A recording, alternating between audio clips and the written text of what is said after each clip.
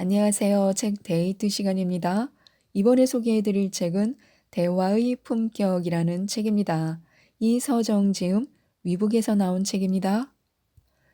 말은 자신의 존재를 상대에게 각인시키는 작업입니다.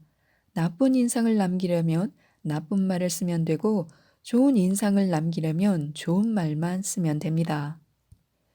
이 책은 좋은 인상을 상대에게 남기도록 대화의 품격을 높여주는 다양한 방법을 소개하고 있는데요. 몇 가지 살펴보도록 하겠습니다. 우리는 매일매일이 즐거운 일들이 가득 차도록 해야 합니다. 우리는 짜증을 낼 권리도 있으나 이 세상을 행복하게 살아갈 권리도 있습니다. 만일 우리가 기뻐할 권리를 누리겠다고 다짐만 한다면 우리의 생활 요소요소에는 즐거운 일들이 가득 차게 됩니다. 먼저 미소를 지으면 모든 일이 저절로 풀립니다. 미소는 어떤 사람이든 내 편으로 만드는 마력을 지닌 무기입니다. 미소를 짓는 우리는 상대방 마음마저 환하게 밝혀줍니다. 성공한 사람들 가운데 대부분은 웃는 표정을 자주 짓는데요. 그들은 어떤 중요한 부분에 이르면 영락없이 웃는 모습을 보여줍니다. 그 모습은 상대를 매혹하기에 충분합니다. 그들이 웃는 표정은 자신감이 있어 보이게 합니다. 웃는 모습은 마음의 여유가 없으면 불가능하기 때문입니다.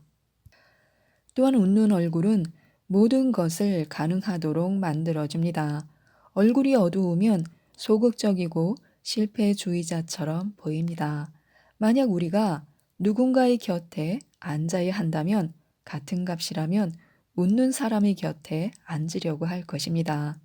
웃는 얼굴은 모든 것을 다 포용할 것처럼 보입니다. 그래서 어떠한 고민이라도 그 사람에게 풀어 보이고 싶습니다. 미소를 지을 수 없을 때는 다음과 같이 해보는 것도 좋습니다. 우선 억지로라도 웃어보고 콧노래를 불러 자기 내면에 흥을 돋우고 난 다음 아주 행복한 기분으로 행동해 보는 것입니다. 그러면 정말 행복한 기분이 됩니다. 미소를 잃지 않는 사람은 언제 어느 곳에서도 늘 환영을 받습니다. 사람과 사람이 쉽게 친해지는 것은 서로의 공통된 부분이 있을 경우입니다. 이런 가운데서는 쉽게 마음의 문을 열 수가 있습니다. 얘기를 주고받다 보면 반드시 한 가지 이상의 공통점을 찾을 수 있을 것입니다. 이때는 그 화제를 중심으로 이야기를 전개해 나가야 합니다. 일치점을 빨리 발견할수록 그 사람과 친밀해집니다.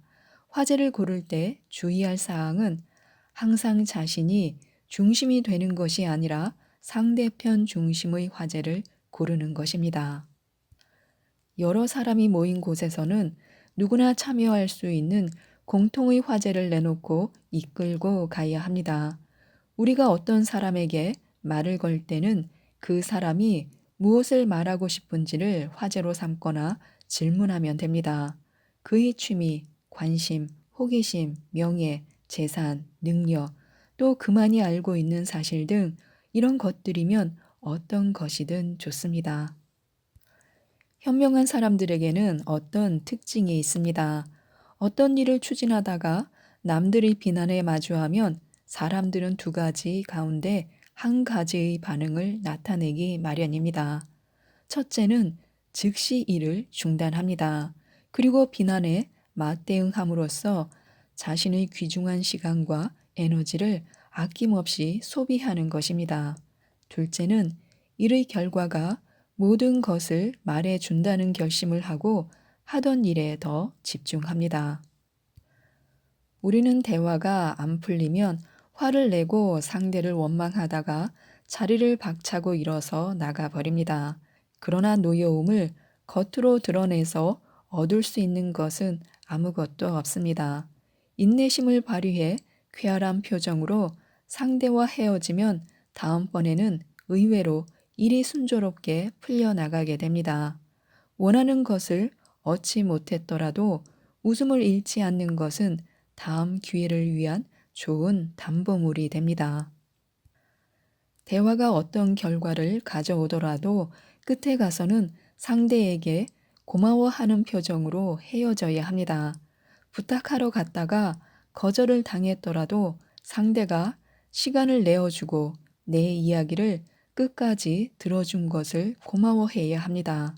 그러면 다음번에 다시 이야기할 수 있도록 길을 터놓는 결과를 얻습니다. 반갑게 처음 만나 인사하다가 얼굴을 붉히며 헤어지는 경우도 많습니다.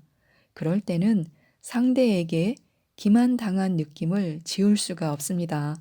대화도 마찬가지입니다.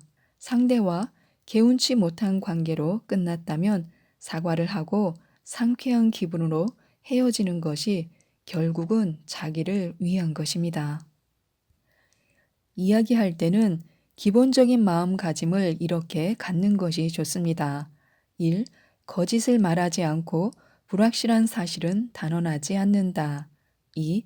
상대와 함께 동고동락한다. 3. 칭찬의 말을 아끼지 않는다. 4. 대화는 호의로 시작해서 호감을 남기는 작업이다. 그리고 말을 할 때도 계획성이 있어야 합니다. 일할 때는 반드시 미래 계획을 세워두어야 하고 말을 밖으로 낼 때는 반드시 그것을 실천할 수 있을지를 염두에 두어야 합니다. 계획 없이 시작한 일은 도중에 차질이 생기기 쉽고 비록 성공한다 해도 불필요한 수고와 시간, 물자를 낭비하는 결과를 초래하곤 합니다. 만약 자신이 실천 가능성도 생각지 않고 말을 함부로 하면 계획 없이 일을 시작하는 것과 똑같은 결과를 가져오게 됩니다.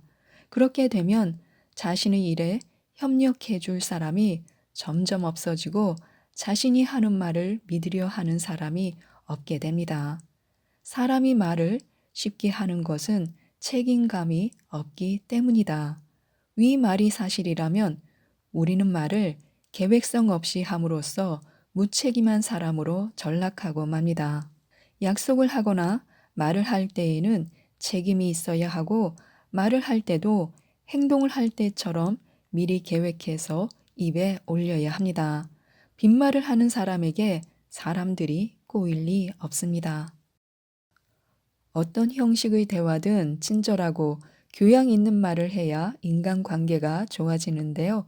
천국에서 쓰는 7가지 말이 있습니다. 미안합니다. 괜찮습니다. 좋습니다. 잘했습니다. 훌륭합니다. 고맙습니다. 감사합니다. 사랑합니다가 그것입니다. 한결같이 고운 말, 따뜻한 말입니다. 감사합니다를 입에 달고 사는 사람은 반드시 성공한다는 말이 있습니다. 말로써 천냥빚을 갚는다라는 옛말도 있습니다. 대화의 요령과 기술에서 가장 중요한 것은 바로 고운 말 그리고 긍정적인 표현입니다. 그것이 바로 대화의 품격입니다. 또 우리가 누군가를 만나 대화를 나누어야 한다면 다음과 같은 사항 정도는 마음속에 정리하여 두고 만나는 것이 좋습니다. 저 사람은 어떤 사람인가? 아는 사람인가? 모르는 사람인가? 나에게 관심이 있는가? 아니면 그렇지 않은가? 성격은 온유한 사람인가? 과격한 사람인가? 행동파인가? 생각이 많은 사람인가? 주된 관심 대상은 무엇인가? 그와 나눌 대화 주제에 대해서 그는 찬성인가? 반대인가? 이것은 상대의 입장을 존중하고 상대의 기분에 거슬리지 않는 대화 분위기를 조성하는 것입니다. 이처럼 하는 것을 번거롭게 여겨서는 안 됩니다. 우리를 이롭게 만드는 최소한의 투자라고 생각해야 합니다. 말이 많으면 실언하기 쉽습니다. 말이 많은 사람일수록 남의 이야기를 듣지 않고 자기 이야기 위주로만 풀어갑니다. 그러니 자기 이야기는 줄이고 상대의 이야기에 귀 기울이는 사람이 환영받는 것은 당연합니다. 조용한 자세로 상대에게 귀 기울이는 것이야말로 상대에게 관심을 나타내는 최대의 표현입니다. 상대의 말을 귀담아 듣되 간간히 말을 주고받아야 합니다. 대화란 오가는 것이지 일방적으로 한쪽으로 흐르는 것은 흥미가 없습니다. 중요한 것은 상대보다 말이 많아서는 바람직하지 않다는 것입니다. 말이 많으면 자신도 모르게 내가 가진 비밀이 새어 나갈 수 있습니다. 상대의 말을 듣지 못함으로써 상대가 가진 귀중한 정보를 얻어내지 못합니다. 반대로 열심히 들으면 우선 상대의 호감을 얻어낼 수 있습니다. 그리고 상대의 여러 가지 정보를 얻어낼 수 있습니다. 먼저 말을 많이 하는 것보다 남의 말에 귀 기울이는 것이 대화의 장에서는 실수를 줄이는 일입니다.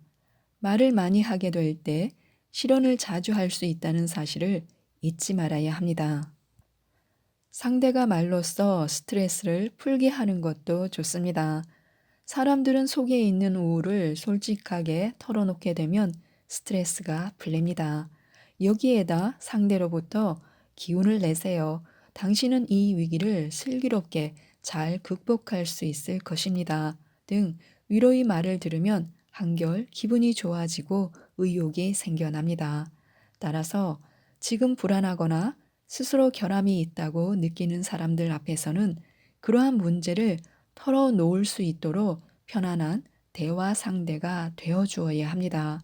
상대가 저절로 많은 것들을 털어놓도록 만들 수 있어야 합니다. 가슴을 억누르고 있던 말을 모두 쏟아내고 나면 누구든지 마음은 훨씬 가벼워지고 스트레스가 풀리게 됩니다. 상대에게 응어리져 있는 마음을 엿보거나 하고 싶은 말이 많아 보일 때면 그 자리에서 상대에게 말을 하게 함으로써 스트레스를 풀어주는 아량을 보이는 것도 대화를 잘하는 사람의 품격입니다. 말이 시가 된다고 합니다. 말로 내뱉는 것들은 자기 생각과 의사를 모두 반영하는 것이기 때문에 무의식적으로 내뱉는 말 한마디 한마디에도 자신의 의지가 담겨 있어 그것이 현상으로 나타날 수 있다는 것입니다. 평소에 나는 과연 어떠한 말을 많이 사용하는지 한 번쯤 미루어 반성해 봄직도 합니다.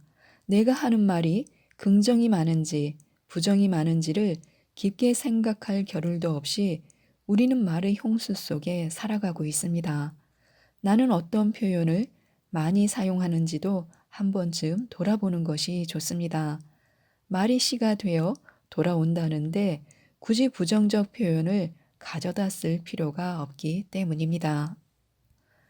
진정으로 말을 잘하는 사람은 자신의 의견을 조리 있게 말하는 것뿐만 아니라 긍정적인 말을 많이 하여 듣는 상대가 즐거움과 편안함을 느끼게 해주며 기쁨과 즐거움을 주는 말을 누구보다 잘합니다.